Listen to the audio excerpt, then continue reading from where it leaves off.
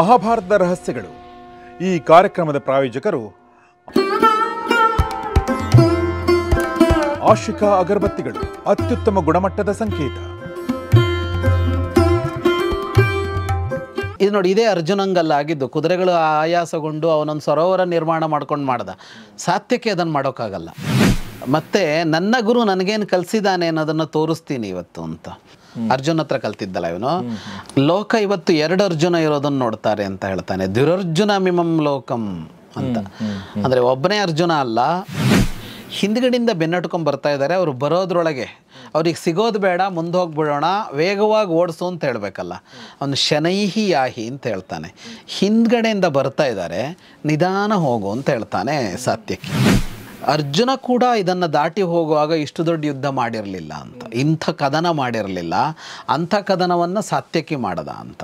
ಸ್ನೇಹಿತರೆ ನಮಸ್ಕಾರ. ಗೌರಿ ಶಕ್ಕಿ ಸ್ಟುಡಿಯೋದ ವಿಶೇಷ ಕಾರ್ಯಕ್ರಮ ಮಹಾಭಾರತ ರಹಸ್ಯಗಳು, ದ ಸೀಕ್ರೆಟ್ಸ್ ಆಫ್ ಮಹಾಭಾರತ. ನಿಮಗೆಲ್ಲ ಆತ್ಮೀಯ ಸ್ವಾಗತ.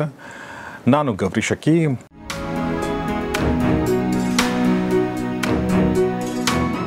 ಮಹಾಭಾರತ ರಹಸ್ಯಗಳನ್ನ ಹೇಳ್ಕೊಡೋದಕ್ಕೆ ನಮ್ಮೊಂದಿಗೆ ಜಾಯ್ನ್ ಆಗಿದ್ದಾರೆ ವಿದ್ವಾನ್ Jagadish Sharma Sampa sir. Sir, welcome to the show. ನಮಸ್ತೆ. ನಮಸ್ತೆ. ಸೊ ಮತ್ತೆ ನೇರವಾಗಿ ನಾವು ಯುದ್ಧ ಕಣಕ್ಕೆ ಧುಮುಕೋದಾದರೆ, ಕಳೆದ ಸಲ ನಾವು ಸಾರಥಿ ಮತ್ತು ಸಾತ್ಯಕಿಯ ಮಧ್ಯದ ಒಂದಷ್ಟು ಸಂಭಾಷಣೆ ನೋಡಿದ್ವಿ. ಸಂಭಾಷಣೆ ಏನಲ್ಲ, ಒಂದು ಸಣ್ಣ ಮಾತು. ಸೊ ಅದರ ಒಂದಷ್ಟು ವಿಚಾರಗಳನ್ನ ಮಾತಾಡಿದ್ವಿ. ಸಾತ್ಯಕ್ಕೆ ಮಾತು ಮುಂದುವರ್ಸ್ಕೊಂಡು ಹೋಗ್ತಾನೆ. ಅವನಿಗೆ ಹೇಳ್ತಾನೆ, ಸಾರಥಿಗೆ ಮಾತಾಡ್ತಾ, ಗಾಂಡೀವದ ಧ್ವನಿ ಕೇಳ್ತಾ ಇದೆ ಅಂತ. ಅಂದರೆ ಅವನು ಅಷ್ಟು ಹತ್ತಿರಕ್ಕೆ ಬಂದಿರ್ತಾನೆ ಅಂತ ಲೆಕ್ಕ. ಹತ್ತಿರ ಅಂದರೆ ತುಂಬ ಹತ್ತಿರ ಅಲ್ಲ, ಗಾಂಡೀವದ ಧ್ವನಿ ತುಂಬ ದೂರ ಕೇಳ್ತಾ ಇತ್ತು, ಕಿಲೋಮೀಟ್ರ್ಗಳಷ್ಟು ದೂರ ಕೇಳ್ತಾ ಇತ್ತು. ಹಾಗಾಗಿ ಅದು ಕೇಳುವಷ್ಟು ದೂರಕ್ಕೆ ಬಂದ ಅವನು ಸಾತ್ಯಕಿ. ಅದನ್ನು ಹೇಳ್ತಾನೆ, ನಿಮಿತ್ತಗಳನ್ನೆಲ್ಲ ನೋಡಿದ್ರೆ ಇವತ್ತು ಜಯದ್ರಥ ಸಾಯೋದು ನಿಶ್ಚಯ ಅಂತ ಅನ್ಸತ್ತೆ ನನಗೆ. ಅರ್ಜುನ ಅವನನ್ನು ಕೊಲ್ತಾನೆ ಅಂತ ಅನ್ಸತ್ತೆ. ನಿಮಿತ್ತಗಳನ್ನೆಲ್ಲ ಅಂದರೆ ಸರ್, ಅಂದರೆ ಸುತ್ತ ಯಾವುದೋ ಶಕುನಗಳು ಇನ್ನೊಂದು ಅದನ್ನೆಲ್ಲ ಗಮನಿಸಿದಾಗ ನನಗೆ ಇವತ್ತು ಸೂರ್ಯ ಅಸ್ತಂಗತನಾಗೋದ್ರೊಳಗೆ, ಅನಸ್ತಂಗತಾದಿತ್ಯೆ ಹಂತ ಸೈಂಧವಂ ಅರ್ಜುನ ಅಂತ, ಸೂರ್ಯ ಮುಳುಗೋದ್ರೊಳಗೆ ಕೊಲ್ತಾನೆ ಅಂತ ಗೊತ್ತಾಗತ್ತೆ ಅಂತ. ಹಾಗಾಗಿ ಇದೆಲ್ಲ ಇರೋದ್ರಿಂದಾಗಿ ನಾವು ಹಿಂದಿನ ಸಂಚಿಕೆಯಲ್ಲಿ ಮಾತಾಡಿದ್ನ ಇನ್ನೊಂದು ಸಲ ಹೇಳ್ತಾನೆ, ಶನೈರ್ ವಿಶ್ರಂಭಯನ್ನಶ್ವಾನ್ ಯಾಹಿ ಎತ್ತೋರಿ ವಾಹಿನೀಮ್ ಅಂತ. ನಿಧಾನವಾಗಿ ಕುದುರೆಗೆ ಒಂದು ಸಣ್ಣ ಸಣ್ಣ ವಿಶ್ರಾಂತಿ ಸಿಗುವಂತೆ ಮಾಡಿಕೊಂಡು ಮುಂದುವರಿ ಅಂತ ಹೇಳ್ತಾನೆ. ನೋಡಿ, ಇಲ್ಲೂ ಒಂದು ಅವನ ಇದಿದೆ. ಅವನು ಏಕಾಂಗಿಯಾಗಿ ಹೋಗ್ತಾ ಇದ್ದಾನೆ. ಈ ಕುದುರೆಗೆ ಏನಾದರೂ ಅಪಾಯ ಆಗಿ ಕುದುರೆ ನಿಂತು ಬಿಟ್ರೆ ಅವನ ಹತ್ರ ಇನ್ನೊಂದು ರಥ ಇಲ್ಲ. ಬೇರೆ ಯಾವಾಗೆಲ್ಲ ಏನಾಗುತ್ತೆ, ಇಡೀ ಸೈನ್ಯ ಇದ್ದಾಗ ರಥಗಳು ಸಿಗ್ತಾ ಇರತ್ತೆ, ಇನ್ನೊಂದು ರಥ ಹತ್ಬೋದು, ಪಕ್ಕದೊಂದು ರಥ, ಹೊಸ ರಥ ಬರುತ್ತೆ. ಇಲ್ಲೇನಂದರೆ ಈ ಕುದುರೆ, ಈ ಸಾರಥಿ ಏನಾದರೂ ಹೆಚ್ಚು ಕಡಿಮೆ ಆದರೆ ಸಾತ್ಯಕಿಯ ಬದುಕು ಮುಗಿದೋಗುತ್ತೆ. ಅವನು ಏನೂ ಮಾಡೋಕ್ಕಾಗಲ್ಲ, ಶತ್ರು ಮಧ್ಯದಲ್ಲಿ ಸಿಕ್ಕಾಕೊಂಡ್ಬಿಡ್ತಾನೆ. ಇದು ಅರ್ಜುನನಿಗೂ ಆಯ್ತಲ್ಲ. ಅಂದರೆ ರಥಗೆ ಏನಾದರೂ ಆದರೆ, ಆದರೆ ಕುದುರೆಗಳಿಗೆ ಏನಾದರೂ ಆದರೆ ರಥಕ್ಕಾದರೆ, ಕುದುರೆಗಾದರೆ, ಸಾರಥಿಗಾದರೆ. ಹಾಗಾಗಿ ಸಾರಥಿ ಮತ್ತು ಕುದುರೆ ಎರಡನ್ನು ಸರಿ ಮಾಡ್ಕೋಬೇಕಲ್ಲ. ಎಷ್ಟು ಚೆನ್ನಾಗಿದೆ. ಇದು ನೋಡಿ, ಇದೇ ಅರ್ಜುನಂಗಲ್ಲ ಆಗಿದ್ದು. ಕುದುರೆಗಳು ಆಯಾಸಗೊಂಡು ಅವನೊಂದು ಸರೋವರ ನಿರ್ಮಾಣ ಮಾಡ್ಕೊಂಡು ಮಾಡ್ದ. ಸಾತ್ಯಕ್ಕೆ ಅದನ್ನು ಮಾಡೋಕ್ಕಾಗಲ್ಲ. ಕುದುರೆಗಳಿಗೆ ಇದಾಯಿತು ಅಂತಂದು ಸರೋವರ ನಿರ್ಮಾಣ ಮಾಡಿ ನೀರು ಕುಡಿಸೋಕ್ಕಾಗಲ್ಲ, ಆ ಶಕ್ತಿ ಅಲ್ಲ. ಅದಕ್ಕೆ ಅವನು ಹೇಳ್ತಾನೆ, ಶನೈಹಿ ವಿಶ್ರಂಭಯನ್ನಶ್ವಾನ್ ಅಂತ. ನಿಧಾನವಾಗಿ ಹೋಗಿ ಮಧ್ಯದಲ್ಲೆಲ್ಲೋ ಒಂದು ಇದನ್ನು ಮಾಡ್ಕೊಳ್ತಾ ಹೋಗು ನೀನು ಅಂತ. ಅದಕ್ಕೆ ಹೇಳುವಾಗ ಏನು ಅಂತ ಅಂದರೆ, ಗಾಂಡೀವದ ಸ್ವರ ಕೇಳ್ತಾ ಇರೋದ್ರಿಂದಾಗಿ ನಾವು ಹತ್ರ ಬಂದಿದ್ದೀವಿ ಅನ್ನೋದು ಒಂದು. ಇನ್ನೊಂದು ಭಯ ಇಲ್ಲ ಅಂತ. ಯಾಕೆಂದರೆ ಶಕುನಗಳನ್ನು ಗಮನಿಸಿದಾಗ ಅರ್ಜುನನ ಕೈ ಮೇಲಾಗತ್ತೆ ಅನ್ನೋದು ಗೊತ್ತಾಗ್ತಾ ಇದೆ. ಹಾಗಾಗಿ ಆತಂಕ ಅಂತ ಏನೂ ಇಲ್ಲ ಅಂತ. ರಥಕ್ಕೇನಾದರೂ ಆದರೆ ಅಂದರೆ ನಂಗೆ ಒಂದು ಪ್ರಸಂಗ ನೆನಪು ಬರುತ್ತೆ. ಬಹುಶಃ ಒಂದಷ್ಟು ಜನ ಅಂದರೆ ರಥದ ಚಕ್ರ ಭೂಮಿಯಲ್ಲಿ ಹೂತಿದ್ರಿಂದಾಗಿ ಕರ್ಣನಿಗೆ ಏನಾಯ್ತು ಅನ್ನೋದು ನಾವು ನೋಡಿದ್ವಿ. ಹೌದು. ಸೊ ಎಕ್ಸಾಂಪಲ್ಗಳು ನಮ್ಮ ಎದುರುಗಡೆನೇ ಇದೆ. ಹೌದು. ಅದಕ್ಕೇನೆ ಇಲ್ಲಿ ಇವ್ರು ರಥಭಂಗ ಮಾಡೋದಕ್ಕೆ ತುಂಬ ಪ್ರಯತ್ನಿಸ್ತಾರೆ. ಇವನೇ ಸಾತ್ಯಕ್ಕೆ ಮಾಡಿದ್ನಲ್ಲ ದ್ರುಯೋಧನನ ರಥ. ದ್ರೋಣರು ಇವನು ತಪ್ಸ್ಕೊಂಡ್ಬಂದಿದ್ದು ಹೇಗೆ ಅಂದರೆ, ದ್ರೋಣರ ಸಾರಥಿಯನ್ನು ಕೊಂದು ಅವನು ಟೈಮ್ ನೋಡಿ, ಸಾರಥಿ ಕೊಂದು ಕೂಡಲೇ ರಥ ಯದ್ವತದ್ವ ಓಡುತ್ತು, ಇವನು ಮುಂದೆ ಬರೋಕ್ಕಾಯ್ತು ಸಾರಥಿ ಇವನಿಗೆ. ದುರ್ಯೋಧನನನ್ನು ಕೂಡ ಅವನು ಮಾಡಿದ್ದದೇನೆ, ಅಶ್ವಸಾರಥಿಯನ್ನು ಕೊಂದು ಕೂಡಲೇ ದುರ್ಯೋಧನಂಗೆ ಏನು ಮಾಡೋದು ಅಂತ ಗೊತ್ತಾಗಲಿಲ್ಲ ಅಂತ. ಅದನ್ನು ಅವರು ನೋಡ್ತಾರೆ. ಒಂದು ಕ್ಷಣದ ಅವಕಾಶ ಸಿಕ್ತು ಅಂದರೆ ಒಂದು ಕುದುರೆ ಹೊಡಿತಾರೆ, ಒಂದು ಸಾರಥಿ ಹೊಡಿತಾರೆ, ಇಲ್ಲ ರಥಭಂಗ ಮಾಡ್ತಾರೆ. ಅಂದರೆ ರಥದ ಗಾಲಿಗೆ ಹೊಡೆದು ಬಿಡ್ಬೋದು ಅವರು. ಇಡೀ ರಥ ನುಚ್ಚುನೂರು ಮಾಡಬೇಕಾಗಿಲ್ಲ. ಅದೊಂದು ಇದಲ್ವಾ, ಅದು ಯಂತ್ರ ಅಲ್ವಾ ಅದು. ಒಂದು ರಥ ಇದು ಕೀಲು ಹೋಗಿಬಿಟ್ರೆ, ಈಗಿನ ಥರದ್ದು ಅಲ್ಲ, ಅದು ಕೀಲು ಹಾಕಿ ಕೂಡಿಸಿ ರಥ ತಿರುಗ್ತಾ ಇರತ್ತೆ. ಒಂದು ಕೀಲು ಮುರಿದ್ರೆ ಸಾಕಲ್ವ, ರಥ ಮುಂದೆ ಹೋಗಲ್ವಲ್ಲ, ಅಲ್ಲ ನಿಂತು ಬಿಡೋ ಥರ ಆಗತ್ತಲ್ಲ. ಅದಕ್ಕೆ ರಥರಕ್ಷಕರು ಅಂತ ಇಬ್ಬರು ಇರ್ತಾಯಿದ್ರು. ಪಾರ್ಶ್ನಿಗ್ರಾಹಿಗಳು ಅಂತೆಲ್ಲ ಕರೀತಾರೆ. ಈ ರಥದ ಪಕ್ಕ ಒಬ್ಬ ಆಲ್ಮೋಸ್ಟ್ ಅಲ್ಲಿ ಇಷ್ಟೇ ದೊಡ್ಡ ವೀರ, ಈಚೆ ಕಡೆ ಒಬ್ಬ, ಹಿಂದ್ಗಡೆ ಒಬ್ಬ ಅಂತ 3 ವೀರರು ರಥದ ಜೊತೆ ಯಾವಾಗಲೂ ಹೋಗ್ತಾ ಇದ್ರು. ಅರ್ಜುನ ಜೊತೆಗೆ ಯುಧಾಮನ್ಯು ಉತ್ತಮೋಜಸ್ಸಿದ್ರು ಇವತ್ತು ಅಂತ, ಅವ್ರಿಗೆ ಒಳಗೆ ಬರೋಕ್ಕೆ ಬಿಡಲಿಲ್ಲ ಅಂತ ನೋಡಿದ್ವಿ ನಾವು ಆರಂಭದಲ್ಲಿ. ಅವ್ರೇನು ಮಾಡ್ತಾ ಇದ್ರು ಅಂದರೆ, ಅವ್ರ ಕೆಲಸ ಏನು ಅಂದರೆ, ಅವರು ರಥರಕ್ಷಕರು ಅಂತಲೇ ಹೆಸರು ಅವರಿಗೆ. ಅವರು ಇವರ ರಥದ ಮೇಲೆ ಯಾವ ದಾಳಿನೂ ಆಗದೆ ಇದ್ದಾಗ ಅವ್ರು ನೋಡ್ಕೋತಾ ಇದ್ರು. ರಥದ ಕಡೆಗೆ ಅವ್ರು ಯಾರು ಬಾಣ ಬಿಡಕ್ಕೆ ಹೊರಟಿದ್ದಾರಾ, ಅದನ್ನು ಎದುರಿಸೋದು ಹೆಂಗೆ ಅಂತಲೇ ಅವ್ರು ನೋಡ್ತಾ ಇದ್ರು. ಹಿಂದಿನಿಂದ ಯಾರು ರಥವನ್ನು ಮಾಡದೇ ಇದ್ದಾಗ ಹಿಂದಿದ್ದವ್ರು ನೋಡ್ಕೋತಾ ಇದ್ರು. ಹಾಗಾಗಿ ಒಬ್ಬ ಪ್ರಧಾನ ಯೋಧ ಅಂದರೆ ಅವನ ಸುತ್ತ ಇಷ್ಟಾರು ಜನ ಇರ್ತಾ ಇದ್ರು. ಇಲ್ಲೇನಾಗಿದೆ, ಅರ್ಜುನ ಸಾತ್ಯಕಿ ಇಬ್ಬರಿಗೂ ಅವ್ರದ್ದು ಏಕಮಾತ್ರ ರಥ ಓಡ್ತಾ ಇದೆ. ಅವನ ಆ ಕಡೆಯಿಂದ ಒಂದು ಇದಕ್ಕೆ ಹೊಡಿಬೋದು. ಅದು ಇವ್ರು ಎಷ್ಟು ಎಚ್ಚರಿಕೆ ಬೇಕು ಅಂದರೆ, ಇಷ್ಟೂ ಮಾಡ್ಕೊಂಡು ಒಬ್ಬನೇ ಹೋಗಬೇಕಾಗತ್ತೆ ಅಂತ ಇದೆಯಲ್ಲ, ಇದು ಬಹಳ ರಿಸ್ಕಿ ಜಾಬ್ ಇದು. ಮತ್ತು ಇವನಲ್ಲದೆ ಇನ್ನೊಂದು ಒಬ್ಬ ವ್ಯಕ್ತಿಯನ್ನು ಒಳಗೆ ಬರೋಕ್ಕೆ ಅವ್ರು ಬಿಡೋದಿಲ್ಲ. ಇವನಿಗೆ ಮಾತ್ರ ಸಾಧ್ಯ ಆಗಿದೆ ಅದು, ಅರ್ಜುನಿಗೆ ಮಾತ್ರ ಸಾಧ್ಯ ಆಗಿದೆ, ಸಾತ್ಯಕಿಗೆ ಮಾತ್ರ ಸಾಧ್ಯ ಆಗಿದೆ. ಇಷ್ಟು ಮಾಡಿ ಅವನು ಸಾರಥಿಗೆ ಹೇಳ್ತಾನೆ, ಕಾಂಬೋಜರು ಇದ್ದಾರೆ ಎದುರಿಗೆ, ಅಂದರೆ ಮುಂದೆ ಅವ್ರು ಸೈನ್ಯ ನಿಲ್ಲಿಸಿದಾರಲ್ಲ, ನಾವು ಆರಂಭದಲ್ಲ ನೋಡಿದ್ವಿ ಯಾವುದಾದ್ಮೇಲೆ ಯಾವ್ದು ಸೈನ್ಯ ಅಂತ. ಕಾಂಬೋಜರ ಸೈನ್ಯ ಇದೆ. ಕಾಂಬೋಜರು ಅಂದರೆ ಅವರೆಲ್ಲ ಆ ಕಡೆಯವರು, ಮ್ಲೇಚ್ಛ ಯವನರು ಅಂತ ಕರಿತೀವಲ್ಲ ನಾವು, ಅಂದರೆ ಇರಾನಿನ ಆ ಕಡೆ ಭಾಗದವರು. ಈಗಿನ ಇದರಲ್ಲಿ ಹೇಳಬೇಕು ಅಂದರೆ ಇರಾನಿಂದ ಮುಂದಿನವರು. ಆವಾಗ ಪರ್ಷಿಯಾ ಅಂತ ಮಧ್ಯಕಾಲದಲ್ಲಿತ್ತಲ್ಲ, ಅದರಿಂದ ಆ ಕಡೆಯವರು. ಆಗ ಅದನ್ನು ಕಾಂಬೋಜ, ಅರಟ್ಟ, ಬಾಹ್ಲಿಕಾ ಅಂತೆಲ್ಲ ಕರಿತಾ ಇದ್ರಲ್ಲ. ಕಾಂಬೋಜದ ಸೈನ್ಯ ಇದೆ. ಅದಾದಮೇಲೆ ಯವನರ ಸೈನ್ಯ ಇದೆ, ಶಕರ ಸೈನ್ಯ ಇದೆ, ಕಿರಾತರ ಸೈನ್ಯ ಇದೆ, ದರದರ ಸೈನ್ಯ ಇದೆ, ಬರ್ಬರರಿದ್ದಾರೆ, ತಾಮ್ರಲಿಪ್ತಕರಿದ್ದಾರೆ. ಇವರಲ್ಲದೆ ಇನ್ನೂ ಹಲವು ಮ್ಲೇಚ್ಛರಿದ್ದಾರೆ ಇಲ್ಲಿ ಅಂತ. ಅಂದರೆ ಇವೆಲ್ಲವೂ ಯವನ ಮ್ಲೇಚ್ಛ ದೇಶಗಳಿಗೆ ಸೇರಿದಂಥವು ಅಂತ ಯಾಕೆ ಉಲ್ಲೇಖಿಸ್ತೀನಿ ಎಂದು ತುಂಬ ಸಲ ನಾವು ಮಾತಾಡ್ಕೊಂಡ್ವಿ ಇದನ್ನು. ಅವರುಗಳು ಯುದ್ಧಗಳಲ್ಲಿ ಭಾಗವಹಿಸಿದ್ರು, ಬಂದಿದ್ರು ಅನ್ನೋದು ಅವತ್ತಿನ ಜಗತ್ತಿನ ಒಂದು ಚಿತ್ರಣ ಕೊಡುತ್ತೆ ನಮಗೆ. ಅವರಿಗೂ ಇದೇ ಥರದ ಯುದ್ಧ ಮಾಡೋದು ಗೊತ್ತೇ ಇರಲಿಲ್ಲ ಅಂತ ನಾವು ಅಂದ್ಕೊಳ್ತಾ ಇದ್ದೀವಲ್ಲ.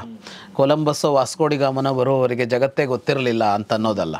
ಓಕೆ ಓಕೆ ಓಕೆ ಆ ಥರದ್ದೇನೂ ಅಲ್ಲ ಅಂತ. ಮಧ್ಯಪ್ರಾಚ್ಯದ ಜೊತೆಗೆ ಭಾರತಕ್ಕೆ ತುಂಬ ನಿಕಟವಾದ ಸಂಪರ್ಕ ಇತ್ತು ಅಂತ, ಮಧ್ಯಪ್ರಾಚ್ಯದ ಆ ತುದಿಯವರೆಗೂ ಅಂತ. ಕರೆಕ್ಟ್. ಯಾಕಂದ್ರೆ ಮೊನ್ನೆ ನಾವು ರೇಷ್ಮೆ ಬಟ್ಟೆ ಪುಸ್ತಕ ಅಲ್ಲೂ ಕೂಡ ಅದೇ ಈ ಹಂತಿನ ಬಗ್ಗೆ ಮಾತಾಡಿದ್ದಾರೆ. ಇದೇ ಲೈನ್ ಅದು ಎಕ್ಸಾಕ್ಟ್ಲಿ. ಅವರು ಅಲ್ಲಿಂದನೇ ತಗೊಂಡಿದ್ದಾರೆ ಅದನ್ನ, ವಸುಧೇಂದ್ರ ಅಲ್ಲಿವರೆಗೆ ಹೋಗಿದ್ದಾರೆ, ಗ್ರೀಕರಿಗೆ ಹೋಗ್ತಾರಲ್ಲ ಅವರು. ಹಾಗಾಗಿ ಈಗ ಮುಂದೆ ಇವರುಗಳಿದ್ದಾರೆ. ವಿವಿಧಾಯುಧ ಪಾಣಯ ಅಂತ ಒಂದು ಹೇಳ್ತಾನೆ, ಅಂದರೆ ಬೇರೆ ಬೇರೆ ಥರದ ಆಯುಧಗಳಿದೆ ಅವರಲ್ಲಿ ಅಂತ, ಇವರುಗಳಲ್ಲಿ ಅಂತ. ಈ ಮ್ಲೇಚ್ಛರು ಮತ್ತು ಯವನರಲ್ಲಿ ಇಲ್ಲಿಂದ ಆರಂಭ ಮಾಡಿ ಬಾಹ್ಲಿಕದಿಂದ ದಾಟಿ ಮುಂದಿನ ಇವರಲ್ಲೆಲ್ಲ ಬೇರೆ ಬೇರೆ ಥರದ ಆಯುಧಗಳಿವೆ ಅಂತ. ಇದಕ್ಕೆ ಅವನು ಸಾರಥಿ ಉತ್ತರ ಕೊಡ್ತಾನೆ, ನ ಸಂಭ್ರಮೋ ಮೇ ವಾರ್ಷ್ಣೇಯ ವಿದ್ಯತೆ ಸತ್ಯ ವಿಕ್ರಮ ಯದ್ಯಪಿ ಸ್ಯಾತ್ ಸುಸಂಕ್ರುದ್ಧೋ ಜಾಮದಗ್ನೋಗ್ರತ ಸ್ಥಿತ ಅಂತ ಅವನು ಹೇಳ್ತಾನೆ. ನನಗೇನು ಆತಂಕ ಇಲ್ಲ ನನಗೆ, ಯಾಕೆಂದರೆ ನೀನು ಸತ್ಯವಿಕ್ರಮ ಅಂತ. ಸತ್ಯವಿಕ್ರಮ ಅಂದರೆ ಏನನ್ನು ಹೇಳ್ತೀಯೋ ಹಾಗೆ ನಡ್ಕೊಂಡವನು ಪರಾಕ್ರಮದ ವಿಷಯದಲ್ಲಿ. ಎದುರುಗಡೆ ಪರಶುರಾಮನೇ ಸಿಟ್ಟಾಗಿ ಬಂದು ನಿಂತರೂ ನನಗೇನು ಭಯ ಆಗಲ್ಲ ನೀನಿರುವಾಗ ಅಂತ ಹೇಳ್ತಾನೆ ಸಾರಥಿಗೆ. ಅಂದರೆ ಅವನೇನು ಮಾಡ್ದ ಅನ್ನೋದು ಗೊತ್ತಾಗತ್ತೆ ಆ ಮಾತುಗಳು. ಸಾರಥಿಗೆ ಅವ್ನು ಭರವಸೆ ಕೊಟ್ಟಿದ್ದಿದೆಯಲ್ಲ, ಅವನಿಗೆ ಆ ಭರವಸೆ ಇದೆ ಮತ್ತು ಈಗ ಬಂತು ಅಂತ. ಹಾಗಾಗಿ ನೀನಿರುವಾಗ ನನಗೆ ಎದುರುಗಡೆ ದ್ರೋಣ ಬರಲಿ, ಕೃಪಾ ಬರಲಿ, ಶಲ್ಯನೇ ಬರಲಿ ಮದ್ರದವನು, ನಾನೇನು ಆತಂಕಕ್ಕೆ ಒಳಗಾಗೋದಿಲ್ಲ. ಯಾಕೆಂದರೆ ನಿನ್ನ ಜೊತೆಗೆ ಹಲವು ಯುದ್ಧ ಮಾಡಿದ್ದೀನಿ ಅಂತ. ತ್ವಯಾ ಸುಬಹವೋ ಯುದ್ಧೇ ನಿರ್ಜಿತಾ, ಎಷ್ಟು ಯುದ್ಧ ಮಾಡಿದ್ದೀನಿ, ಅಲ್ಲೆಲ್ಲ ನಿನ್ನ ಶತ್ರುಗಳನ್ನು ಸೋಲಿಸಿದೀಯಾ ಅಂತ ಹೇಳ್ತಾನೆ ಅವನು. ನಚಮೇ ಸಂಭ್ರಮ ಕಶ್ಚಿತ್ ಭೂತಪೂರ್ವ ಕದಾಚನ ಅಂತ. ಅಂದರೆ ನಿನ್ನ ಜೊತೆಗೆ ಬಂದ ಯಾವ ಯುದ್ಧದಲ್ಲೂ ನನಗೆ ಆತಂಕ ಆಗಿಲ್ಲ. ಅದನ್ನು ಹೇಳ್ತಾನೆ, ಮುಂದೆ ಎಲ್ಲಿ ಹೋಗಬೇಕು, ಯಾರನ್ನು ಕೊಲ್ಲೋನಿದೆಯಾ, ಯಾರನ್ನು ಯಮಲೋಕಕ್ಕೆ ಕಳಿಸೋನಿದೆಯಾ ಮುಂದೀಗ ಅಂತ ಕೇಳ್ತಾನೆ ಅವನು. ಅಂದರೆ ಆ ಮಾತೇನು ಅಂದರೆ, ನೀನು ಹೋದ್ರೂ ಕೊಲ್ತೀಯಾ ಅಂತಲೇ, ಸಂಹರಿಸ್ತೀಯಾ ಅಂತೇನೆ, ಗೆಲ್ತೀಯಾ ಅಂತಲೇನೆ ಅಂತ. ಇದು ಎಷ್ಟು ಮುಖ್ಯ ಆಗುತ್ತೆ ಈ ಸಾರಥಿಯ ಇದು ಅನ್ನೋದು ನಮಗೆ ಶಲ್ಯಕರ್ಣರಲ್ಲಿ ಮುಂದೆ ಗೊತ್ತಾಗುತ್ತೆ. ಅದು ಸಾರಥಿಯ ಭಾವ ಒಂದು, ರಥಿಯ ಭಾವ ಒಂದು, ರಥಿಕನ ಭಾವ ಒಂದು ಇದ್ದರೆ ಎಷ್ಟು ಸಮಸ್ಯೆ ಆಗುತ್ತೆ ಅನ್ನೋದು ಅಲ್ಲಿ ಗೊತ್ತಾಗುತ್ತೆ. ಅದು ಬಂದಾಗ ನೋಡೋಣ ಅದನ್ನ. ಅದಕ್ಕೆ ಇವನು ಹೇಳ್ತಾನೆ, ಇವನು ಈಗ ಮುಂದೆ ನಾನು ಕಾಂಬೋಜದವರನ್ನು ಕೊಲ್ತೇನೆ ಅಂತ ಹೇಳ್ತಾನೆ. ಮುಂಡಾನೇತಾನ್ ಹನಿಶ್ಯಾಮಿ ಅಂತ, ಅಂದರೆ ಬೋಳು ತಲೆಯವರು ಕಾಂಬೋಜದವರು. ಓಕೆ. ಕಾಂಬೋಜ ಅಂದ್ರೆ ಆ ಕಡೆ ಬಹ್ಲಿಕದ ಅನಂತರ ಆ ಭಾಗ. ಈಗ ಕರೆಕ್ಟಾಗಿ ಇದಿದೆ ಅಂತ ಅಲ್ಲ, ಆಗ ಸ್ವಲ್ಪ ಬೇರೆ ಥರ ಇರುತ್ತಲ್ಲ, ಅಲ್ಲಿ ಅವರು ತಲೆ ಬಳಸ್ಕೊಳ್ತಾ ಇದ್ರು ಅಂತ. ಅದಾಗಿ ಜೋರಾಗಿ ಹೇಳ್ತಾ ಹೋಗ್ತಾನೆ, ಇವತ್ತು ದುರ್ಯೋಧನ ನೋಡಲಿ ಅಂತ, ಸಾತ್ಯಕಿ ಯಾರು ಅನ್ನೋದನ್ನು ನೋಡಲಿ ಇವತ್ತು, ಮತ್ತು ನನ್ನ ಗುರು ನನಗೇನು ಕಲಿಸಿದ್ದಾನೆ ಅನ್ನೋದನ್ನು ತೋರಿಸ್ತೀನಿ ಇವತ್ತು ಅಂತ. ಅದ್ಯ ಪಾಂಡವ ಮುಖ್ಯಸ್ಯ ಶ್ವೇತಾಶ್ವಸ್ಯ ಮಹಾತ್ಮನಃ ಆಚಾರ್ಯಕ ಕೃತಂ ಮಾರ್ಗಂ ದರ್ಶಯಿಷ್ಯಾಮಿ ಸಂಯುಗ ಅಂತ. ಇವನು ಗುರು ಅರ್ಜುನ ಹತ್ರ ಕಲ್ತಿದ್ದಲ್ಲ ಇವನು. ಅದಕ್ಕೆ ಮಹಾತ್ಮನಾದ ನನ್ನ ಆಚಾರ್ಯ ಯಾವ ದಾರಿ ತೋರಿಸಿದಾನೆ ಅನ್ನೋದನ್ನು ನಾನು ತೋರಿಸ್ತೀನಿ ಇವತ್ತು ಅಂತ. ಇವತ್ತು ದುರ್ಯೋಧನನಿಗೆ ಪಶ್ಚಾತ್ತಾಪ ಆಗತ್ತೆ ನನ್ನನ್ನು ನೋಡಿ ಅಂತ ಹೇಳ್ತಾನೆ. ಬೇಡವಾಗಿತ್ತು ಅಂತ ಅನ್ನಿಸುವಂತೆ ಮಾಡ್ತೀನಿ ಇವತ್ತು ಅಂತ, ಇದೆಲ್ಲ ಬೇಡವಾಗಿತ್ತು ಅಂತ ಅನ್ನಿಸುವಂತೆ ಮಾಡ್ತೀನಿ. ಲೋಕ ಇವತ್ತು 2 ಅರ್ಜುನ ಇರೋದನ್ನು ನೋಡ್ತಾರೆ ಅಂತ ಹೇಳ್ತಾನೆ. ದುರರ್ಜುನ ಮಿಮಂ ಲೋಕಂ ಅಂತ. ಅಂದರೆ ಒಬ್ಬನೇ ಅರ್ಜುನ ಅಲ್ಲ, ಸಮರದಲ್ಲಿ ಇಬ್ಬರಿದ್ದಾರೆ ಅಂತ. ಅದರ ಜೊತೆಗೆ ಹೇಳ್ತಾನೆ, ಪಾಂಡವರ ಕುರಿತು ನನಗಿರುವ ಸ್ನೇಹ ಎಷ್ಟು ಮತ್ತು ಭಕ್ತಿ ಎಷ್ಟು ಅನ್ನೋದನ್ನು ಇವತ್ತೆಲ್ಲರಿಗೂ ತೋರಿಸ್ಕೊಡ್ತೀನಿ ನಾನು ಅಂತ.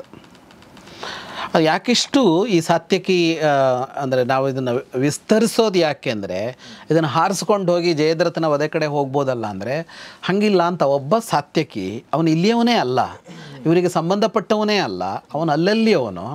ಆದರೆ ಅವನಿಗೆ ಪಾಂಡವರ ಕುರಿತಾಗಿ ಇರುವ ಭಾವ ಭಕ್ತಿ ಅನ್ನೋದು ಎಷ್ಟು ಅಂತ. ಅಂದರೆ ಪಾಂಡವರ ಕಡೆಯ ಗೆಲುವಿಗೆ ಇವರ ಕೊಡುಗೆ ಎಷ್ಟಿದೆ ಅಂತ. ನಾನು ಸುಮಾರು ಸಲ ಹೇಳಿದನಲ್ಲ, ದುರ್ಯೋಧನನ ಪಕ್ಷದಲ್ಲಿ ಇದ್ದ ಹೆಚ್ಚಿನ ಜನರಿಗೆ ದುರ್ಯೋಧನ ನಿಷ್ಠೆ ಅಲ್ಲ, ಅದು ಅವರವರದ್ದಾದ ಏನೇನೋ ಕಾರಣಗಳು ಹೆಚ್ಚು. ಆದರೆ ಪಾಂಡವರ ಕಡೆಯಲ್ಲಿದ್ದವರು ಅವರು ಪಾಂಡವರಿಗಾಗಿಯೇ ಬಂದಿದ್ದಾರೆ. ಅವರಿಗೆ ಯಾರಿಗೂ ಏನೂ ಆಗೋದಿಲ್ಲ ಇದರಿಂದ.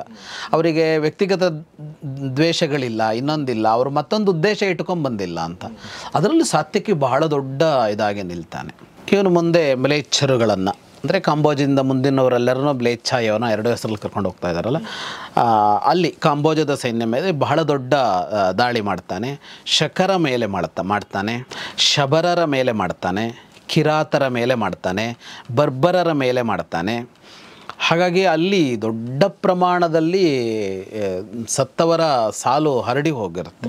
ಅಷ್ಟು ದೊಡ್ಡ ಸೈನ್ಯದಲ್ಲಿ ಅದು ಅಲ್ಪಾವಶಿಷ್ಟಾಹ ಅಂತ ಹೇಳ್ತಾನೆ ಸಂಜಯ. ಬಹಳ ಕಡಿಮೆ ಜನ ಉಳ್ಕೊಂಡ್ಬಿಟ್ರು ಅಂತ ಆ ಸೈನ್ಯಗಳಲ್ಲಿದ್ದವರು ಅಂತ. ಕಾಂಬೋಜ ಸೈನ್ಯ ಓಡಿಬಿಡತ್ತೆ ಅಷ್ಟಾದಮೇಲೆ. ಕಾಂಬೋಜರು, ಯವನರು, ಶಕರು ಎಲ್ಲರೂ ಓಡಿಬಿಡ್ತಾರೆ. ಖುಷಿಯಾಗಿ ಯಾಹಿ ಅಂತ ಹೇಳ್ತಾನೆ ಸಾರಥಿಗೆ, ಮುಂದುವರಿ ದಾಟಣ ಇಲ್ಲಿಂದ ಅಂತ. ಅದು ಹೇಗಿತ್ತು ಅಂತ ಸಂಜಯ ಹೇಳ್ತಾನೆ. ಮೇಲೆ ನೋಡ್ತಾ ಇದ್ದ ದೇವತೆಗಳು ಚಾರಣರು ಅವನನ್ನು ನೋಡಿ ಬಲ ಅಂತ ಮೆಚ್ಚಿದರು. ಧೃತರಾಷ್ಟ್ರನಿಗೆ ಹೇಳ್ತಾನೆ, ನಿನ್ನ ಕಡೆಯವರು ಕೂಡ ಅವನನ್ನು ಮೆಚ್ಚಿದ್ರು ಅಂತ, ಅವನನ್ನು ಪ್ರಶಂಸೆ ಮಾಡಿದ್ರು ಅಂತ.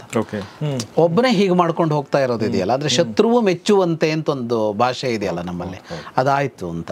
ಹೀಗೆ ಅವನು ನುಗ್ತಾ ಇದ್ದಾಗ ಮತ್ತೆ ದುರ್ಯೋಧನಾದಿಗಳು ಅವನು ಬೆನ್ನಟ್ಟುತ್ತಾರೆ. ಇವ್ರು ಹಿಂದೆ ಹೋಗಿದ್ರಲ್ಲ, ದುರ್ಯೋಧನನಿಗೆ ಪೆಟ್ಟು ಬಿದ್ದು ಅವನು ಚಿತ್ರಸೇನ ರಥ ಹತ್ಕೊಂಡು ಹೋಗಿದ್ನಲ್ಲ, ಬಿಡೋಕ್ಕಾಗಲ್ಲ, ದ್ರೋಣರು ಬರೋಲ್ಲ. ಈಗ ಮುಂದಿದ್ದವ್ರಿಗೆ ತಡೆಯೋಕ್ಕಾಗಲಿಲ್ಲ ಅಂತಂದ ಕೂಡಲೇ ಅವರು ಮತ್ತೆ ಬರ್ತಾರೆ. ಇವತ್ತಿನ ಯುದ್ಧ ಎಷ್ಟು ವಿಚಿತ್ರವಾಗಿ ಓಡತ್ತೆ ಅಂದರೆ, ದ್ರೋಣರಿಗೆ ದ್ವಾರ ಕಾದುಕೊಳ್ಳೋ ಸಮಸ್ಯೆ. ಅಲ್ಲಿ ಇವರು ನಿಂತಿದ್ದಾರೆ ಜಯದ್ರಥನ ಜೊತೆಗೆ. ಯಾರು? ಕರ್ಣ, ಅಶ್ವತ್ಥಾಮ, ಶಲ್ಯ ಅಂತಹ ಮಹಾನ್ ವೀರರು ನಿಂತಿದ್ದಾರೆ. ಅವ್ರು ಹೆಜ್ಜೆ ಮುಂದಿಡೋ ಹಾಗಿಲ್ಲ, ಅವ್ರು ಅಲ್ಲೇ ನಿಂತ್ಕೊಂಡಿರಬೇಕು. ಮಧ್ಯದಲ್ಲಿರೋದು ದುರ್ಯೋಧನ, ದುಶ್ಯಾಸನ ಇವರೇ. ದುರ್ಯೋಧನ ಪ್ರಧಾನವಾಗಿ ಯುದ್ಧ ಮಾಡುವಂತಿಲ್ಲ ರಾಜನಾಗಿರೋದ್ರಿಂದ, ಯಾಕೆಂದ್ರೆ ಅವನಿಗೆ ಅಪಾಯ ಆಗ್ಬಿಟ್ರೆ ಯುದ್ಧ ಮುಗಿದು ಹೋಗುತ್ತೆ. ಆದರೆ ಇವತ್ತು ಅವನಿಗೆ ಅನಿವಾರ್ಯ, ದುರ್ಯೋಧನ ದುಶ್ಯಾಸನರಿಗೆ ಅನಿವಾರ್ಯ. ಅವರು ತಮ್ಮಂದಿರೇ ಖಾಲಿ ಇದ್ದಿದ್ದೀಗ, ದುರ್ಯೋಧನನ ತಮ್ಮಂದಿರು ಮತ್ತು ಶಕುನಿ ಇವರುಗಳೇ ಇದ್ದಿದ್ದು. ಇವರೇ ಆಚೆಯೂ ಓಡಬೇಕು, ಈಚೆಯೂ ಓಡಬೇಕು.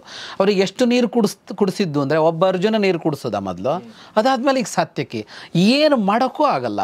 ಹೋಗಿ ತಡೆದ್ರೆ ಸೋಲಿಸಿ ಮತ್ತೆ ಮುಂದೋಗ್ತಾನೆ, ಮುಂದಿನ ಯಾವುದೋ ಒಂದು ದೊಡ್ಡ ಸೈನ್ಯ ದಾಟಿಬಿಡ್ತಾನೆ ಅಂತ. ಈಗ ಮತ್ತೆ ಇವರು ದುರ್ಯೋಧನ, ಚಿತ್ರಸೇನ, ದುಶಾಸನ, ಬಿಭಂಶತಿ, ಶಕುನಿ, ದುಸ್ಸಹ, ದುರ್ಮರ್ಷಣ, ಕ್ರಥ ಇವರೆಲ್ಲ ಮತ್ತೆ ಬೆನ್ನಟ್ಟುತ್ತಾರೆ ಇವರನ್ನು. ಶಬ್ದ ಕೇಳಿಸುತ್ತೆ ಹಿಂದ್ಗಡೆಯಿಂದ ಅವ್ರದ್ದು ಜೋರಾಗಿ. ಅವರು ಅಷ್ಟೇ ಜನ ಬರಲ್ವಲ್ಲ, ಸೈನ್ಯ ಬರುತ್ತಲ್ಲ, ಅದನ್ನ ಶಬ್ದ ಕೇಳಿ ಸಾತ್ಯಕಿ ಇವನಿಗೆ ಹೇಳ್ತಾನೆ, ಸಾರಥಿಗೆ, ಶನೈರ್ಯಾಹಿ ಅಂತ ಹೇಳ್ತಾನೆ. ಅಂದರೆ ಅವನು ಏನು ಹೇಳಬೇಕು ಅಂದರೆ, ಹಿಂದ್ಗಡೆಯಿಂದ ಬೆನ್ನಟ್ಕೊಂಡು ಬರ್ತಾ ಇದ್ದಾರೆ, ಅವರು ಬರೋದ್ರೊಳಗೆ ಅವ್ರಿಗೆ ಸಿಗೋದು ಬೇಡ, ಮುಂದೆ ಹೋಗ್ಬಿಡೋಣ, ವೇಗವಾಗಿ ಓಡಿಸು ಅಂತ ಹೇಳಬೇಕಲ್ಲ. ಅವನು ಶನೈಹಿ ಯಾಹಿ ಅಂತ ಹೇಳ್ತಾನೆ. ಹಿಂದ್ಗಡೆಯಿಂದ ಬರ್ತಾ ಇದ್ದಾರೆ, ನಿಧಾನ ಹೋಗು ಅಂತ ಹೇಳ್ತಾನೆ ಸಾತ್ಯಕಿ. ತಪ್ಪಿಸಿಕೊಂಡು ಹೋಗೋದಿಲ್ಲ, ಸೋಲಿಸಿಯೇ ಹೋಗೋದು ಅಂತ. ಒಂದು ದೊಡ್ಡ ಯುದ್ಧ ಆರಂಭ ಆಗ್ಬಿಡುತ್ತೆ. ಮತ್ತೆ ಇವನು ಒಬ್ಬನೇ ಒಂದು ರಥ ಏಕರಥನಾಗಿದ್ದಾನೆ. ಅವರು ದೊಡ್ಡ ಸೈನ್ಯದಲ್ಲಿ ಮಹಾವೀರರುಗಳೇ ಇದ್ದಾರೆ. ಆ ಯುದ್ಧ ಹೇಗಾಯಿತು ಅಂತಂದರೆ ಇವನಿಗೂ ಮತ್ತು ಅವರಿಗೂ ಸಂಜಯ ಹೇಳ್ತಾನೆ, ನ ತಾದೃಕ್ಕದನಂ ರಾಜನ್ ಕೃತವಾಂಸ್ತತ್ರ ಫಲ್ಗುನಃ. ಅರ್ಜುನ ಕೂಡ ಇದನ್ನು ದಾಟಿ ಹೋಗುವಾಗ ಇಷ್ಟು ದೊಡ್ಡ ಯುದ್ಧ ಮಾಡಿರಲಿಲ್ಲ ಅಂತ, ಇಂಥ ಕದನ ಮಾಡಿರಲಿಲ್ಲ, ಅಂಥ ಕದನವನ್ನು ಸಾತ್ಯಕಿ ಮಾಡದ ಅಂತ. ಅವರೆಲ್ಲರೂ ಒಟ್ಟಾಗಿ ದಾಳಿ ಮಾಡ್ತಾರೆ, ಒಟ್ಟಾಗಿ ಎದುರಿಸ್ತಾನೆ ಅವನು. ಶಕುನಿಯ ಧನಸ್ಸನ್ನು ತುಂಡರಿಸ್ತಾನೆ, ದುರ್ಯೋಧನನ ಎದೆಗೆ ಬಾಣ ತಾಗುವಂತೆ ಮಾಡ್ತಾನೆ. ಚಿತ್ರಸೇನ, ಎಲ್ಲರಿಗೂ ದುಶ್ಯಾಸನ, ಪ್ರತಿಯೊಬ್ಬರನ್ನು ಗಾಯಗೊಳಿಸಿ ಯುದ್ಧ ಮಾಡ್ತಾ ಹೋಗ್ತಾನೆ ಅವನು. ಮತ್ತೊಂದು ಸಲ ದುರ್ಯೋಧನನ ಸಾರಥಿಯನ್ನು ಕೊಲ್ತಾನೆ. ಇದು ಅಂದರೆ ಈ ಯುದ್ಧದಲ್ಲಿ ಬಹಳ ಕಷ್ಟಕರವಾದದ್ದಿದು. 10 ಜನ ಮಹಾವೀರರಿದ್ದಾರೆ, ಅವ್ರ ಜೊತೆ ದೊಡ್ಡ ಸೈನ್ಯ ಇದೆ. ಅದರ ನಡುವೆ ಒಬ್ಬ ಸಾರಥಿಯನ್ನು ಕೊಲ್ಲೋದಕ್ಕೆ ಸಾಧ್ಯವೇ ಆಗೋದಿಲ್ಲ. ಅಷ್ಟು ಜಾಗ ಎಲ್ಲ ಕೊಡ್ತಾನೆ. ಇವನ ಬಾಣ ಬರ್ತಿರತ್ತೆ, ಅವನ ಬಾಣ ಬರ್ತಿರತ್ತೆ, ಅದರ ನಡುವೆಯೂ ಅವನು ದುರ್ಯೋಧನನ ಸಾರಥಿಯನ್ನು ಕೊಲ್ತಾನೆ. ಆಕ್ಚುಲಿ ಬದುಕಿ ಬರೋದೇ ಕಷ್ಟ. ಹೌದು ಹೌದು, ಏಕಾಂಗಿಯಾಗಿ. ಸುತ್ತ ಅವರೇ ಅಲ್ಲ, ಹಿಂದ್ಗಡೆನೂ ಅವರೇ, ಆ ಕಡೆನವರೇ, ಈ ಕಡೆನವರೇ, ಎದುರು ಅವರೇ ಅಂತ. ಮತ್ತು ಅವನು ಮಾಡೋ ಕೆಲಸನೇ ಏನು ಅಂದರೆ ಅವನಿಗೆ ಇವ್ರು ಯಾರನ್ನು ಕೊಲ್ಲಬೇಕು, ಸೋಲಿಸಬೇಕು ಅಂತ ಗುರಿ ಅಲ್ಲ, ತಪ್ಪಿಸ್ಕೋಬೇಕು. ಅವನಿಗೆ ಅರ್ಜುನ ಇದ್ದಲ್ಲಿ ಹೋಗಬೇಕು ಅಂತ ಮಾತ್ರ ಇದೆ. ಈಗ ಯುಧಿಷ್ಠಿರ ಹೇಳಿದ ಅರ್ಜುನನ ಹತ್ರ ಹೋಗಿ ತಲುಪಬೇಕು ಅಂತ. ಅವನ ಗುರಿ ಒಂದೇ, ಇವರನ್ನು ದಾರಿ ತಪ್ಪಿಸ್ಬೇಕು ಅಂತ, ದಾರಿ ತಪ್ಪಿಸಿ ಅವನಲ್ಲಿಗೆ ಹೋಗಬೇಕು ಅಂತ. ಹಾಗಾಗಿ ಮತ್ತೆ ದುರ್ಯೋಧನನ ಸಾರಥಿ ಇನ್ನೊಬ್ಬನ ಸಾರಥಿಯನ್ನು ಕೊಂದರೆ ದೊಡ್ಡ ಪರಿಣಾಮ ಆಗಲ್ಲ, ರಾಜನ ಸಾರಥಿಯನ್ನೇ ಕೊಲ್ಲಬೇಕು ಅಂತ. ಸಾರಥಿಯನ್ನು ಕೊಂದು ಕೂಡಲೇ ಈ ಕುದುರೆ ಕೊಲ್ಲದೆ ಸಾರಥಿ ಕೊಂದ್ರೆ ಒಂದು ಅಪ್ಪ ಇದೆ. ತುಂಬ ಸಲ ನೋಡಿದ್ವಿ ನಾವು, ಕುದುರೆ ಎಳ್ಕೊಂಡು ಹೊರಟು ಬಿಡತ್ತಲ್ಲ, ಇಲ್ಲೂ ಮತ್ತು ಅದೇ ಆಗತ್ತೆ. ದುರ್ಯೋಧನನ ಕುದುರೆ ಮನಸ್ಸಿಗೆ ಬಂದಲ್ಲಿ ಓಡೋದಕ್ಕೆ ಆರಂಭ ಮಾಡಿಬಿಡತ್ತೆ. ದುರ್ಯೋಧನನ ಕುದುರೆ ನಿಲ್ಸಕ್ಕೆ ಅಂತ ಉಳಿದವ್ರು ಓಡಬೇಕಾಗತ್ತೆ. ಅಂದರೆ ಹಳೆ ಪ್ಯಾಟರ್ನ ಮತ್ತೊಂದು ಸಲ ಬಳಸ್ತಾನೆ. ಇಷ್ಟು ಮಾಡಿ ಸಾತ್ಯಕಿ ಇವರು ಯಾವಾಗ ಈ ಕಡೆ ಎಂಗೇಜ್ ಆದರೂ ಮತ್ತು ಸಾತ್ಯಕಿ ಮುಂದುವರಿತಾರೆ. ಇದನ್ನು ಕೇಳ್ತಾ ಇದ್ದ ಧೃತರಾಷ್ಟ್ರ ಮಧ್ಯ ಮಧ್ಯೆ ಮಾತಾಡ್ತಾನವನು. ಸಾತ್ಯಕಿ ಬಗ್ಗೆ ಅವನಿಗೆ ಆಶ್ಚರ್ಯ ಆಗ್ಬಿಡತ್ತೆ. ಅತ್ಯದ್ಭುತಮಿದಂ ತಾತ ತ್ವತ್ಸಕಾಶಾತ್ ಶೃಣೋಮ್ಯಹಂ ಏಕಸ್ಯ ಬಹುಬಿರಿ ಯುದ್ಧಂ ಶತ್ರುಭಿರ್ವೈ ಮಹಾರಥೈ ಅಂತ. ಒಬ್ಬನೇ ಯುದ್ಧ ಮಾಡ್ತಾ ಇರೋದು, ಅದು ಮಹಾರಥರುಗಳು, ಹಲವು ಮಹಾರಥರುಗಳ ಜೊತೆಗೆ ಯುದ್ಧ ಮಾಡ್ತಾ ಇರೋದು. ಆದರೆ ಅವನನ್ನು ಕಟ್ಟಿ ಹಾಕೋಕ್ಕಾಗ್ತಾ ಇಲ್ಲ ಇವರಿಗೆ ಅನ್ನೋದು ಅದ್ಭುತ ಅಂತ ಧೃತರಾಷ್ಟ್ರ ಮಾತಾಡ್ತಾನೆ. ಇಲ್ಲಿ ಬಹಳ ಸಲ ಬರುತ್ತೆ, ನಾವು ಅದನ್ನು ಬಿಟ್ಬಿಟ್ಟು ಹೋಗ್ತಾ ಇದ್ದೀನಿ ಹೇಳುವಾಗ. ಧೃತರಾಷ್ಟ್ರ ಸಂಜಯರ ನಡುವೆ ಭಾಳ ಸಲ ನಡೆಯುತ್ತೆ. ಧೃತರಾಷ್ಟ್ರ ಇದನ್ನೆಲ್ಲ ನಮ್ಮ ದೌರ್ಭಾಗ್ಯ ಹೀಗಾಗೋಯ್ತು ಅಂತ ಹೇಳ್ಕೊತಾ ಇರ್ತಾನೆ. ಪ್ರತಿ ಸಲ ಸಂಜಯ ಬೈತಾನೆ, ಈಗಲೂ ಬೈತಾನೆ ಅವನು. ತವ ದುರ್ಮಂತ್ರಿತೇ ರಾಜನ್ ದುರ್ಯೋಧನ ಕೃತೇನ ಚ. ಇದೆಲ್ಲ ಆಗಿದ್ದು ನಿನ್ನ ಮತ್ತು ನಿನ್ನ ಮಗನ ದುರ್ಬುದ್ಧಿಯಿಂದಾಗಿ. ಶೃಣು ಅವಾಹಿತೋ ಭೂತ್ವ ಯತ್ತೇ ವಕ್ಷ್ಯಾಮಿ ಭಾರತ. ಕೇಳು ಇನ್ನೂ ಹೇಳೋದಿದೆ ಅಂತ ಹೇಳ್ಕೊಂಡು ಸಂಜಯ ಹೇಳ್ತಾನೆ. ಅವನಂದರೆ ಯಾವ ಪ್ರಮಾಣದಲ್ಲಿ ಉರಿಸ್ತಾನೆ ಸಂಜಯ ಅಂದರೆ ಧೃತರಾಷ್ಟ್ರನಿಗೆ. ಇಷ್ಟಾಗ್ತಾ ಇದ್ದ ಹಾಗೆ ಸತ್ಯಕ್ಕೆ ಮುನ್ನೋಗಿದ್ನಲ್ಲ. ಈ ದುರ್ಯೋಧನನ ನಾವು ನೋಡಿದ್ವಿ, ಅವನು ಬಹಳ ತಂತ್ರಗಾರ. ಅಂದರೆ ಅವನು ಯುದ್ಧದೊಳಗಡೆ ಬಹಳ ತಂತ್ರಗಳನ್ನು ಹುಡ್ತಾ ಇರ್ತಾನಲ್ಲ.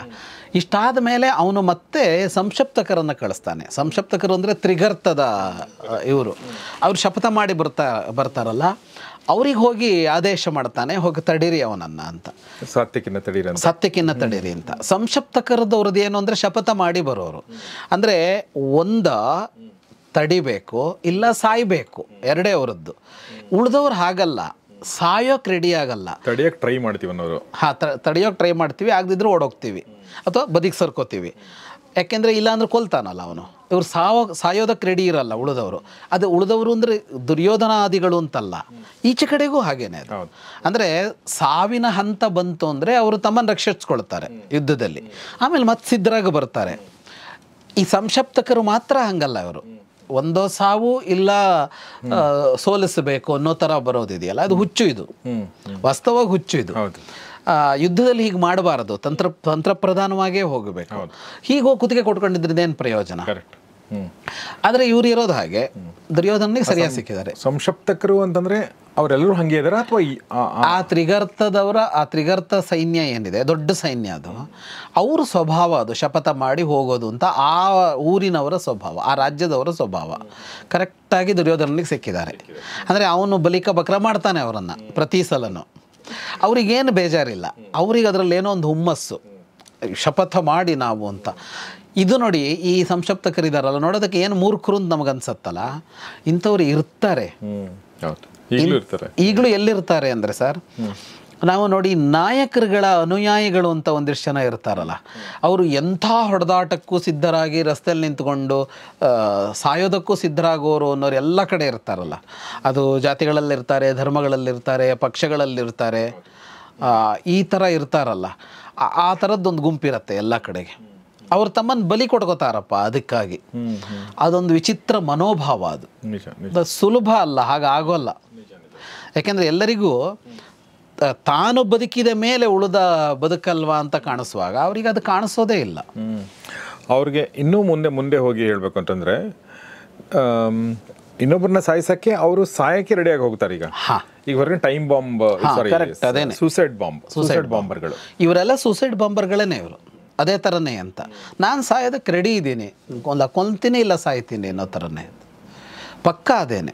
ಈ ಥರದವರು ಎಲ್ಲ ಕಡೆಗೂ ಸಿಗ್ತಾರೆ. ಇವ್ರು ಎಷ್ಟು ಸಿಗ್ತಾರೋ ಅಷ್ಟು ಅವ್ರುಗಳಿಗೆ ಲಾಭ ಆಗತ್ತೆ. ನಾಯಕರುಗಳಿಗೆ ಇದರ ಲಾಭ ಪಡ್ಕೋತಾರೆ. ಹಾಗಾಗಿ ಎಷ್ಟೋ ಸಲ ಹೇಳ್ತಾ ಇರ್ತಾರೆ, ನೀವು ಕಿತ್ತಾಡ್ಕೊಳ್ತೀರಿ, ಅವ್ರು ಆಮೇಲೆ ಒಂದಾಗಿರ್ತಾರೆ. ರಾಜಕೀಯದಲ್ಲಿ ಬರುತ್ತಲ್ಲ, ಅವ್ರು ಆಮೇಲೆ ಒಟ್ಟಾಗ್ಬಿಡ್ತಾರೆ, ನಿಮ್ಮ ಮೇಲೆ ಈ ಕೇಸೆಲ್ಲ ಹಂಗೆ ಉಳ್ಕೊಳ್ಳುತ್ತೆ ಅಂತ. ಇವ್ರು ಹೊಡೆದಾಡ್ಕೊಂಡಿರ್ತಾರೆ, ಇವ್ರ ಮೇಲೆ ಕೇಸ್ ಆಗಿರುತ್ತೆ, ಇವ್ರು ಕೋರ್ಟಿಗೆ ಅಲಿತಾ ಇರ್ತಾರೆ. ಬಹಳ ಭಯಂಕರವಾಗಿರುತ್ತೆ. ಅಂದರೆ ಆ ಕೋರ್ಟಿಗೆ ಅಲಿಯೋದು ಅನ್ನೋದು, ಆ ಕೋರ್ಟಲ್ಲಿ ಏನು ಮರಣದಂಡನೆ ಕೂಡ ತಪ್ಪಾಗಿರಲ್ಲ ಇವರದ್ದು, ಗುಂಪು ಘರ್ಷಣೆ ಅಂತಾಗಿರುತ್ತೆ. ಆದರೆ ಅದು ಮುಗಿಯಲ್ಲ, ಕೋರ್ಟಿಗೆ ಹೋಗಬೇಕು, ಅದು ಅಡ್ಜರ್ನ್ ಆಗುತ್ತೆ. ಈ 25 ಜನ 35 ಜನರ ಮೇಲೆ ಬಂದಿರುತ್ತೆ. ಇವತ್ತು ಯಾರೋ 3 ಜನ ಬಂದಿರಲ್ಲ, ಅದು ಮತ್ತೆ ಮುಂದೆ ಹೋಗುತ್ತೆ. ಇವನ್ ಕೆಲಸ ಬಿಟ್ಕೊಂಡು ಅವತ್ತು ಇವನು ರಜೆ ಹಾಕ್ಕೊಳ್ತಾನೋ, ಇವನು ದುಡಿಮೆ ಬಿಟ್ಕೊಳ್ತಾನೋ, ಹೋಗಿ ಅಲಿತಾ ಇರಬೇಕು. ಈ ಥರ ಅನುಭವಿಸ್ತಾ ಇರ್ತಾರೆ. ಈ ಥರ ತುಂಬ ನಡೆಯುತ್ತಲ್ಲ, ಇದನ್ನು ನಾಯಕರುಗಳು ಬಳಸ್ತಾರೆ. ಎಲ್ಲ ತರಹದಲ್ಲೂ ನಾಯಕರುಗಳು ಬಳಸ್ತಾರೆ. ನೀವು ಸೂಸೈಡ್ ಬಾಂಬರ್ಗಳನ್ನಂತೂ ಹೆಂಗೆ ಬಳಸ್ತಾರೆ ಅನ್ನೋದನ್ನು ನಾವು ನೋಡಿದ್ದೀವಿ. ಅದೇ ಥರದವರು ಇಲ್ಲಿ ಅಂತ ಸಂಶಪ್ತಕರು ಅವತ್ತು ಇದ್ದರು ಅಂತ. ಏನು ಇವತ್ತಿನ ಕಥೆ ಮಾತ್ರ ಅಲ್ಲ ಅಂತ, ಅವತ್ತು ಇದ್ದರು ಅಂತ. ಹಾಗಾಗಿ ಅವರನ್ನು ಕಳಿಸಿದ ಈಗ ದುರ್ಯೋಧನ. ಅಂದರೆ ಅವನು ಎಂಥ ಜಾಣ ಅನ್ನೋದು ಗೊತ್ತಾಗತ್ತೆ ನಮಗೆ ಅಂತ. ಅವರು 3000 ಜನ ಹೋದರಂತೆ ಅಲ್ಲಿಗೆ. ಅವರ ಜೊತೆಗೆ ಇವನು ಮತ್ತೆ ಶಕರು, ಕಾಂಬೋಜರು, ಬಾಹ್ಲಿಕರು, ಯವನರು, ಪಾರದರು, ಕುಣಿಂದರು, ತಂಗಣರು, ಅಂಬಷ್ಟರು, ಪೈಶಾಚರು, ಸಮಂದರು, ಇಷ್ಟು ಜನರನ್ನು ಕಳಿಸ್ತಾನೆ ಜೊತೆಗೆ.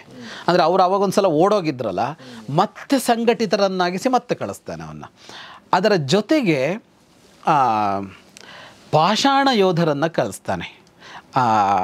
ಅವರು ಪಾರ್ವತೀಯ ರಾಜರು ಅಂದರೆ ಗುಡ್ಡಗಾಡುನಲ್ಲಿ ರಾಜ್ಯ ಕಟ್ಟಿಕೊಂಡವರು.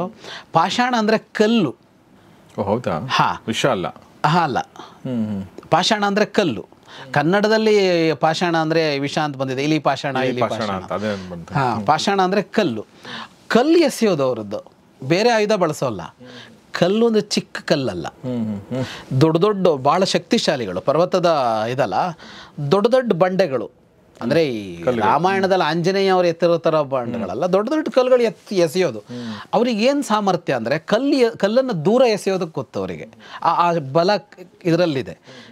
ಭಾರ ಇದ್ದಿದ್ದನ್ನು ದೂರ ಎಸೆಯೋಕ್ಕಾಗಲ್ವಲ್ಲ, ಅವರು ಅದರಲ್ಲೇ ನಿಸ್ಸೀಮರು, ಅದರಲ್ಲೇ ಕುಶಲರು. ಇವನ ಜೊತೆಗೆ ಅವರೂ ಇದ್ದರು. ಈಗ ಅವರನ್ನು ಬಿಡ್ತಾನೆ ಅವನು, ಪಾಷಾಣ ಯೋಧಿಗಳನ್ನು 500 ಜನ ಅವರು. ಆಮೇಲೆ 1000 ರಥಗಳು, 100 ಮಹಾರಥಗಳು, 1000 ಅಶ್ವ, 2000 ಆನೆಗಳು, ಇಷ್ಟನ್ನು ಸಂಘಟಿಸಿ ಅವನನ್ನು ತಡೆಯೋದಕ್ಕೆ ಕಳಿಸ್ತಾನೆ ದುರ್ಯೋಧನ. ಇಷ್ಟೂ ಜನರನ್ನು ಮತ್ತೆ ಅವನು ಒಬ್ಬನೇ ಎದುರಿಸಬೇಕು ಸಾತ್ಯಕಿ. ಹಾಗೆ ಹೋಗಿ ಅವನೆದುರಿಗೆ ಈ ಸೈನ್ಯ ನಿಲ್ಲತ್ತೆ, ಮತ್ತೊಂದು ಯುದ್ಧ ಆರಂಭ ಆಗುತ್ತೆ ಹೋಗ್ತಾ ಇದ್ದ ಸಾತ್ಯಕಿಗೆ. ಮತ್ತೊಂದು ಯುದ್ಧದಲ್ಲಿ ಏನಾಗುತ್ತೆ ಅನ್ನೋದನ್ನ ಮತ್ತೊಂದು ಸಂಚಿಕೆಯಲ್ಲಿ ನಾವು ನೋಡೋಣ ಅಂತ ಹೇಳ್ತಾ ಇವತ್ತಿನ ಈ ಎಪಿಸೋಡ್ನ ಮುಗಿಸ್ತಾ ಇದ್ದೀನಿ. ಸೊ ಈ ಎಲ್ಲವನ್ನು ನಮಗೆ ಸವಿಸ್ತಾರವಾಗಿ ಹೇಳ್ತಿರುವಂಥ ವಿದ್ವಾನ್ ಜಗದೀಶ್ ಶರ್ಮಾ ಸಂಪತ್ ಸರ್ಗೆ ನಿಮ್ಮೆಲ್ಲರ ಪರವಾಗಿ ಧನ್ಯವಾದಗಳು sir. Thank you very much. So ಸಾತ್ಯಕಿಯ ಮತ್ತೊಂದು ಯುದ್ಧ ಮತ್ತೊಂದು ಪಡೆಯೊಂದಿಗೆ ಹೇಗೆ ಆಗುತ್ತೆ, ಆತ ಈಗ ಅರ್ಜುನನ ಸೇರ್ಕೊಳ್ತಾನ ಮತ್ತು ಜಯದ್ರಥನ ವಧೆ ಆಗುತ್ತಾ ಅನ್ನೋದರ ಮುಂದಿನ ಭಾಗದಲ್ಲಿ ನೋಡೋಣ ಅಂತ ಹೇಳ್ತಾ ಇವತ್ತಿನ ಈ ಎಪಿಸೋಡ್ ಮುಗಿಸ್ತಾ ಇದ್ದೀನಿ. ನೋಡ್ತಾರೆ ಗೌರಿಶಿಕ್ ಸ್ಟುಡಿಯೋ, ನೋಡ್ತಾರೆ ಮಹಾಭಾರತ ರಹಸ್ಯಗಳು, ಅಂದರೆ ದ ಸೀಕ್ರೆಟ್ಸ್ ಆಫ್ ಮಹಾಭಾರತ. ನಮಸ್ಕಾರ. ಮಹಾಭಾರತದ ರಹಸ್ಯಗಳು ಈ ಕಾರ್ಯಕ್ರಮದ ಪ್ರಾಯೋಜಕರು ಆಶಿಕಾ ಅಗರಬತ್ತಿಗಳು ಅತ್ಯುತ್ತಮ ಗುಣಮಟ್ಟದ ಸಂಕೇತ.